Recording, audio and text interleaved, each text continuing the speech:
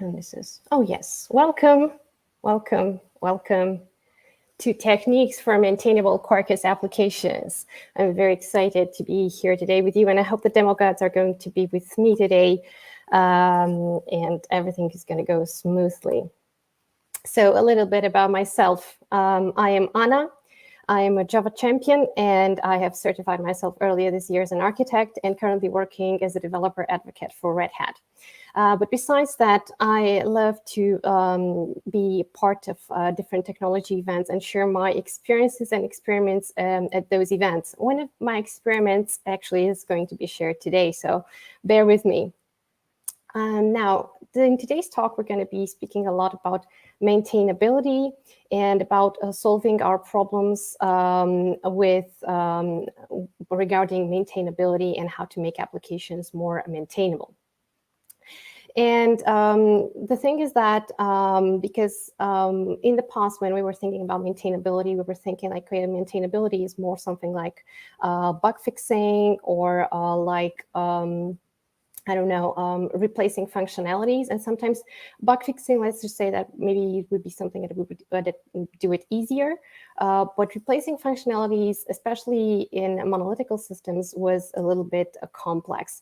And well, we need to develop new ways of solving our problems. So this is why when we're thinking like, okay, develop new ways, sometimes we start with the architecture. And in the past 10 years, probably most of us have seen and more adoption of the microservices architecture, distributed architectures, because they bring a lot of advantages, especially for maintaining code and maintaining large code bases. Some of those being, well, deployment independency, now that, well, we know that microservices are like many applications that are tailored around some business functionalities. That can be deployed independently, can be managed independently, is great when you need to fix some issues. Well, you can benefit from fault isolation. So since we're talking about a system that is like vertically going and being implemented, probably a part of your system is not going to function as expected, but the rest of your application is going to be available. Well, in the past, with a monolithic architecture, what you would see like a cascade and failures. And since we were talking about deployment independency, thanks to Kubernetes containers, we can orchestrate nowadays zero downtime.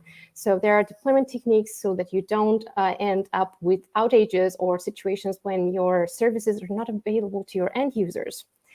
And last but not least, you can benefit from granular scaling. So probably you've noticed that at some point in time, during the day, during the week, during the month, there is a certain kind of pressure on your services, and there's this I don't know, this situation where you need more speed, more power, more resources, but only for specific areas.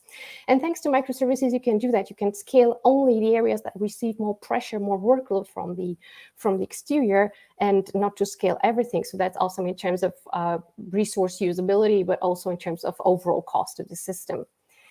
But since we moved to microservices and some challenges were solved, like for maintainability, more maintenance challenges are coming. Some of them, like, having details that help you when you're troubleshooting something. So when you're troubleshooting something with a microservice, probably many of you that tried to do that, besides debugging remotely, there's another thing that you should be knowing about, is like which areas, which logs should you see. And sometimes it can happen that much more than you need could be written there. And that's something that we will look into today, how to tailor specifically the logs so that we don't end up with too much. And actually, they have something that's useful when looking into trouble situations, and also how not to expose sensitive information. Because nowadays, logs, and when you're thinking to GDPR, are an area where you can expose sensitive information without actually knowing or without having the intention to expose that information. And you can protect those informations nowadays, even in logs. And you also to get a good strategy for debugging or for seeing where the issue came. Now, there is another thing you should be knowing is that, well, an untested caching strategy. If you are developing something with microservices and caching and you don't have proper tests around that, well, congratulations, you've got yourself a potential memory leak. So always measure. That's something that I loved about being an architect, that you always get to measure things. And as a developer, as an IT professional, you should always measure the things, and you should always test what you're doing so that you know that you're actually going on the right path. And last but not least, well, with microservices, there's this thing that's underestimating production load behavior. I mean, load testing has become a behavior that has been seen in the past years, coming as a result of like many outages, even with the new architectures. But underestimating production load and behavior can still happen, but there are techniques that can help you like estimating that as well. So why Quarkus, and why did I choose Quarkus for today's talk regarding maintainability? I chose Quarkus because, well, I have, I think, like 30 minutes to do all the talk. And Quarkus has a lot of great things regarding developer experience, like live reload, continuous testing, and dev services. And that has helped me to do things with more speed and to show all of the things that I want to show to you in the demo. Compared to other situations. Then I like that, well, when interacting with a persistent store, it has Panache on top of JPA and Hibernate. So I don't have to like worry anymore about closing some database connections or some other things, which, by the way, were also source of memory in the past. Well, Quarkus has Spring API compatibility. So I'm coming from a Spring developer background. I love Spring. I've developed Spring for many years. I felt way more confident developing with Spring when I started with Quarkus. But seeing that Quarkus has the Spring API compatibility, it put me at ease that maybe what I don't know how to do with Quarkus, I can still do it with Spring, you know? And it really works. And the coolest thing is that with Quarkus, because it has the live reload, I can benefit from early detection of dependency injection errors at compile time instead of runtime, which is a great advantage in like seeing problems with my app before reaching the runtime. And last but not least, it has many integration capabilities. So Quarkus is coming with a lot of extensions for caching, for GraphQL, gRPC, leaky base, and many, many more. There are a lot of those extensions that are available for you to integrate with and to make the microservices of your dream. And since today we need to maintain a real application, we're going to look at personalized facts microservice, which is a Quarkus-based microservice that exposes an API that's consumed by some folks. And by some browsers or something. And this personalized facts application, well, it's something that we maintain. But like in many time, is that like in your real life, you're consuming information from an endpoint that is not under your control. In this case, it's the Cat Facts API. So this is not managed by me. This is something that is managed by another party. But as in real life, sometimes when you're consuming information from a place and you're exposing that to your users, well, you probably don't need to like go and make those trips back and forth all the time unless the information's in the third-party API, it gets actualized and reactualized in a very short of time. And you always need to get the latest. Otherwise, you can persist some of those personalized informations that you've done and those manipulations you've done over your application in your own database or in your own persistent store. So those being said, now let's go and live code. So okay, 1 sec. Let me escape. This is the Cat Fact API, which is a real API. Yes, I had a cat and I like cats and actually I like animals. So this is why my API of choice is the Cat Fact API. And if you're wondering how the Quarkus applications that I'm going to use today has been generated, I can give you a short story of it. So it was generated from code.quarkus.io.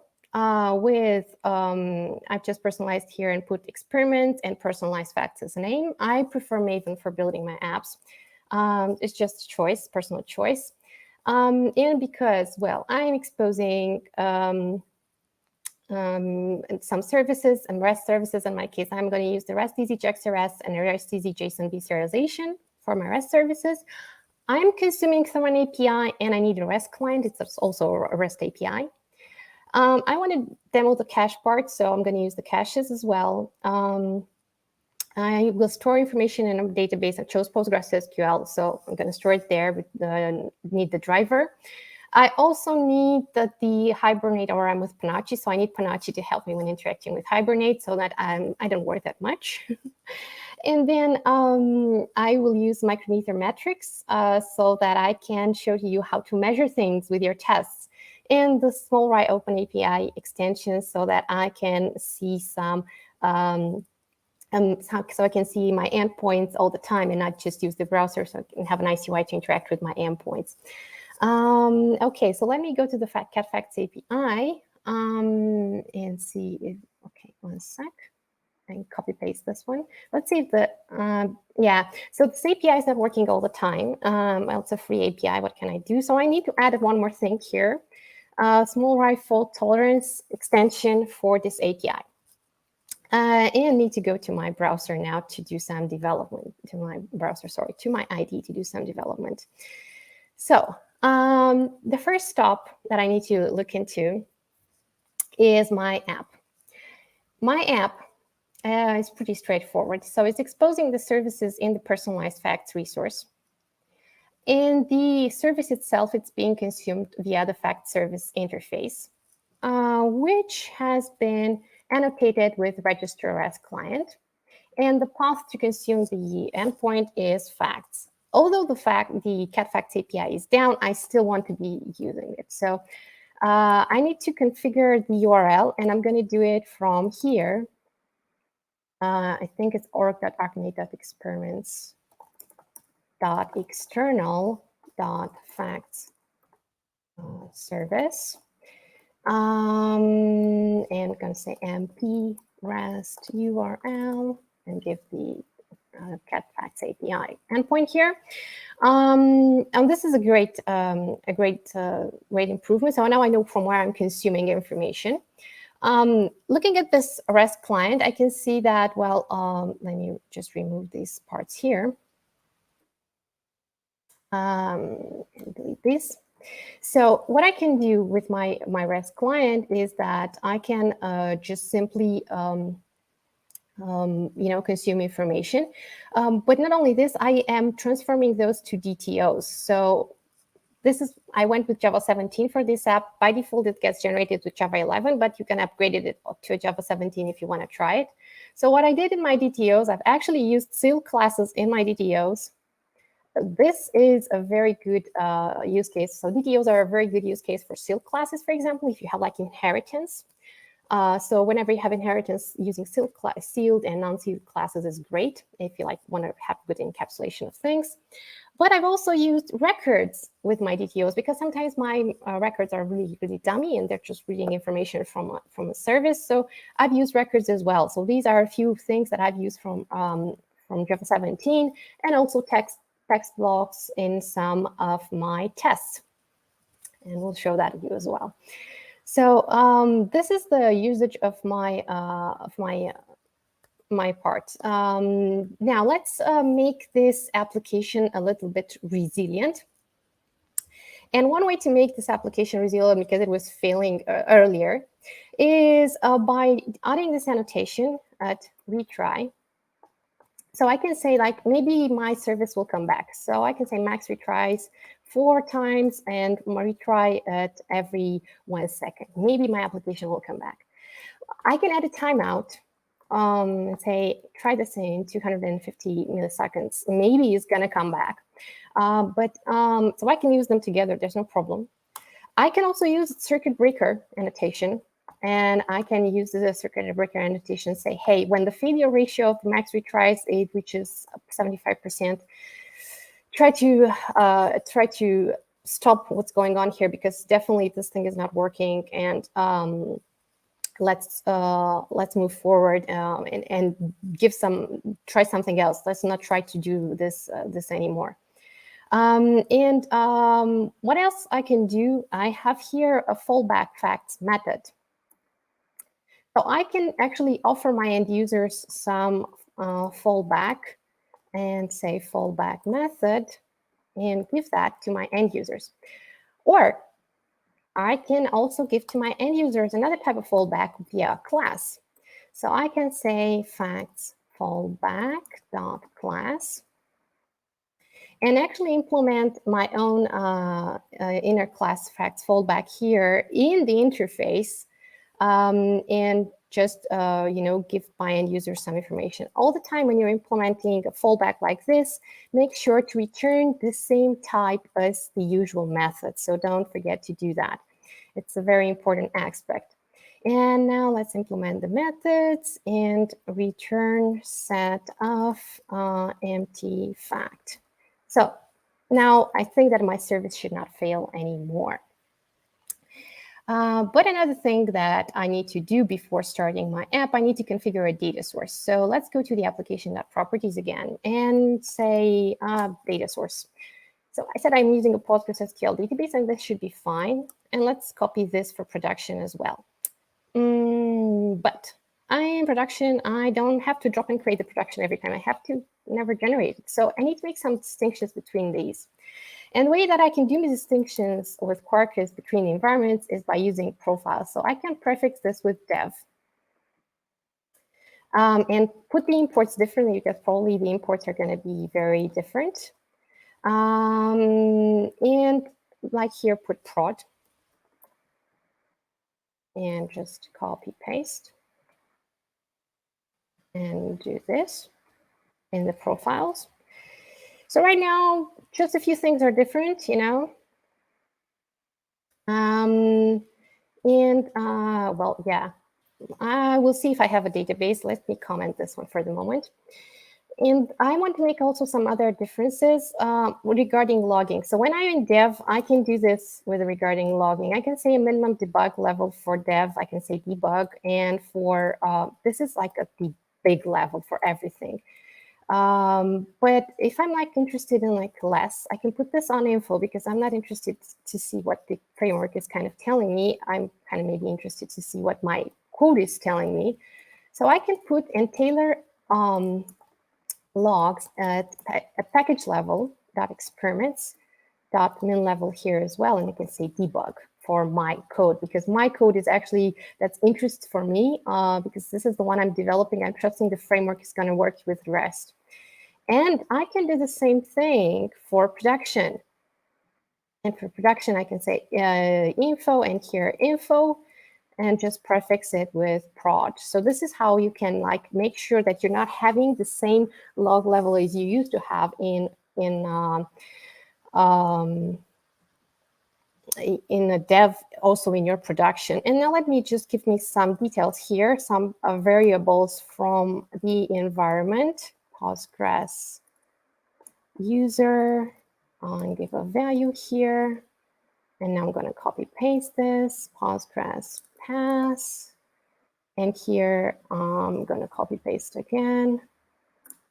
And give, so this is how you can like be bulletproof, always use variables and some default for your variables. And I'm also needing to generate my tests. So for my tests, I'm going to use the memory database, because I don't want to use a Postgres for this one. Now let me start my app. Say Java 17 to make sure that I'm running on Java 17, and MVN Quarkus dev. And my app should be starting now for me, so it should be working. Even though that I have not configured a database, I know it's a little bit metas here, like, hey, you didn't configure a database, but your app is starting in dev mode. Yes, that can happen because Quarkus 2 is coming with dev services now. So in your dev, running in your dev mode, you don't need to go again and do some more configurations and setups. So Quarkus is taking care of that for you. So no need to do that. Let me go to the browser now. and see what's how the things are looking on my local host. Go to DevUI. DevUI is a great place to see what things you have installed. And I'm going to Swagger, and let's try some facts. So try it out and say cat. And this one is going to take a lot of time because well, my endpoint is not responding and is not doing much. So what I'm going to do, I'm going to copy another service that I have for the cat facts API that I know it works. So I'm going to replace it here because I actually want to do some performance testing using a working service. And now you can see that my application is reloading in the background and is doing this changes back in the background. And now that things are starting, let me do this. Press R. And now I'm enabling something called continuous testing. This runs all the tests I have in my app so that it continuously when I'm changing something. So now it's enabled. And the first thing that I want to show to you, and probably as a developer, you've wondered sometimes, besides how to trim the logs and everything and have the right thing showed in prod, you've probably wondered how you can go and choose between two types of implementation for your endpoints. Like what should expose to your users when using microservices? Should it be a synchronous service offering, or should it be a synchronous one? So what I did, I am consuming the same fact service endpoint in here. And one of the endpoints that I'm exposing from my app is exposing information synchronously. The other one is exposing it asynchronously. It was easy to do that. No magicking before, so it's exactly the same thing, exactly the same query parameter. I had to give it just a different path. And this one is supplying things asynchronously. And I just want to know which one would work better for my end users. Like, how do you do that? What I'm going to do, I'm going to go to my personalized facts resource task and do some tests using timers. So you can use micrometer timers to actually measure how performant your synchronous or asynchronous endpoints are.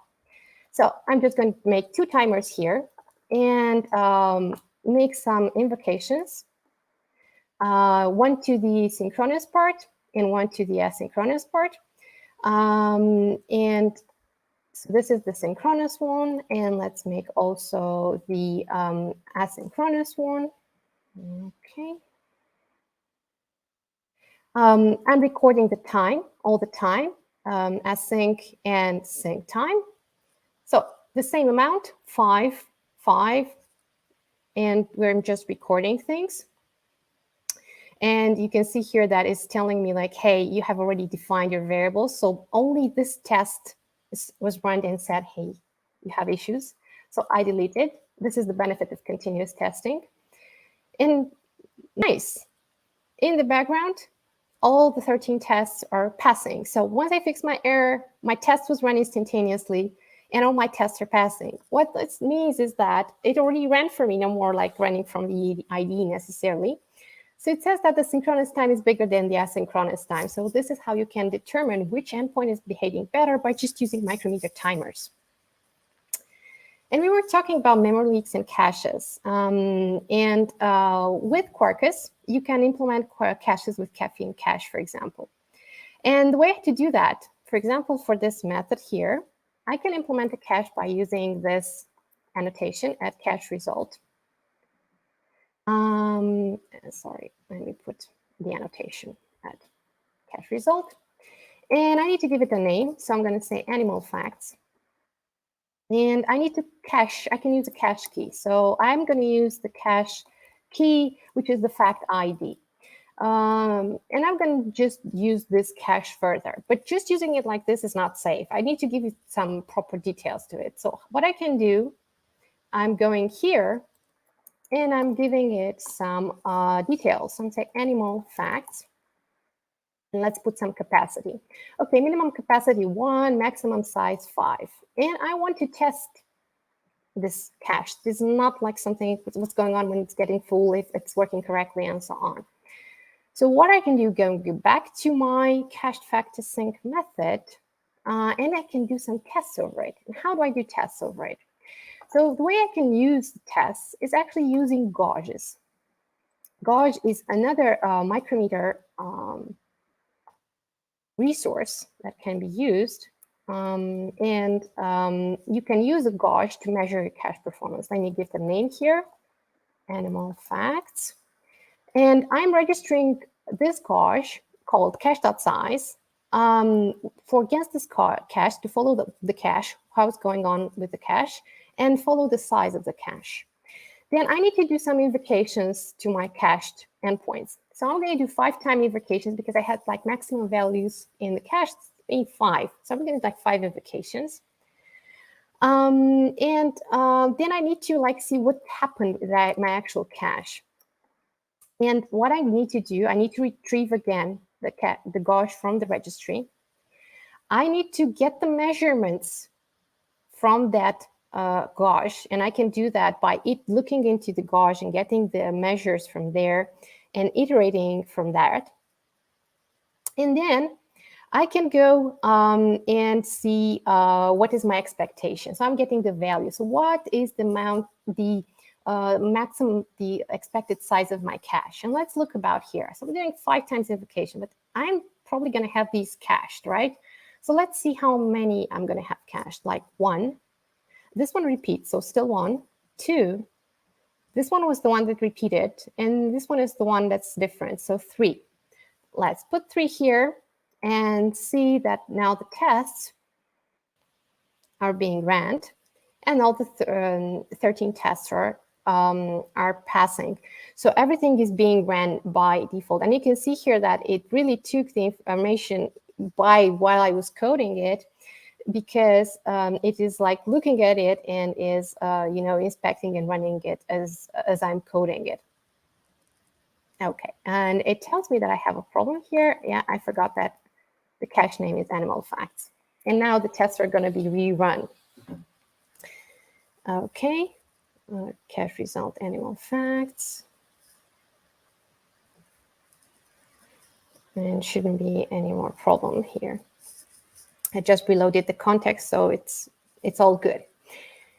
Now that we see how our cache is performing and everything's fine, let's look a bit to the long-running operations. So sometimes in my app, what I'm doing, I am initializing my application from the service with an initial capacity. And I'm doing this with this config property here called initial capacity. And how I am like doing it for different environments, I'm doing it like this. For dev, I'm doing the initial capacity with 10. And just putting it here. For prod, I am doing it with 100. And for tests, I'm doing it with, I don't care that much, with 5. So I can do this when I need to make a distinction between the environments, like with the initialization. And sometimes, like if my microservice will scale, I don't want to like reinitialize with duplicate information in my database if I don't have another database available or another service available to store my information. I'm just checking if the count is already there, the initial capacity is already there. And if it's not, then I'm instantiating it. But putting that aside, if I need for this to be run in this long-running operation to be available only for prod, I can also use this annotation called if build profile. And this is a great annotation like to enable certain behavior that is taking a longer run to happen only for the profiles that you want for this to be run, not having it running on profiles that are not, that shouldn't have those like tests or dev. You don't want to wait for 100 insertions, right? And the last gem that I want to show you with Java 17 is that in my tests that are needing a JSON sometimes for initialization, we used to do this thing, which is ugly, like escaping strings. But now, thanks to Java 17 and thanks to text blocks, you can do this nice thing and define your JSONs in the tests like that. Now, this was my what I wanted to show to you. And some takeaways for you is like to refine your log details per application profile and per package need, build resilient applications by using retry and circuit breakers and fallbacks and timeout like I did. You can validate performance of your endpoint implementation by using timer, and you compare the total duration of requests, so do not be afraid of using timer.